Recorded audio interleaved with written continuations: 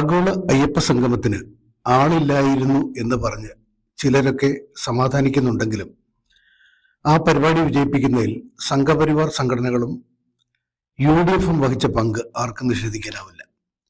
രണ്ട് സംഘടനകളും ഉയർത്തിയ എതിർപ്പുകൾ തന്നെയാണ് സംഗമത്തെ ജനശ്രദ്ധയിലേക്ക് കൊണ്ടുവന്നത്. ഉദ്ഘാടന സദസ്സ് കണ്ടാൽ അറിയാം പങ്കാളിത്തം എങ്ങനെയെന്ന്. അതില്ലെന്ന് പറയുന്നത് കണ്ണടച്ച് ഇരട്ടാക്കലാണ്. സമ്മേളനം കഴിഞ്ഞ് ആളുകൾ പുറത്തിറങ്ങിയപ്പോൾ ആളില്ലാ കസേരയുടെ പടം എടുത്തു കൊടുക്കുന്നതും അത്ര മിടുക്കുള്ള കാര്യമല്ല. UDF തയ്യാറായില്ലെങ്കിലും സംഘപരിവാർ സംഘടനകളാണ് ഹൈക്കോടതിയിലും സുപ്രീം കോടതിയിലും പോയത്. പരിപാടികൾ തടയാൻ കോടതികളും തയ്യാറായില്ല. എന്തായാലും ദേവസ്വം ബോർഡും സർക്കാരും നന്ദി പറയേണ്ടത് എതിർപ്പ് ഉയർത്തിയവരോടാണ്. CPIM പരിപാടി എന്നായിരുന്നു പൊതുവെ ഉയർന്ന വിമർശം. ബഹിഷ്കരണം കൊണ്ട് ഫലത്തിൽ CPM പരിപാടിയാക്കി മാറ്റിയതും ഇതേ സംഘടനകൾ തന്നെ. Positive news.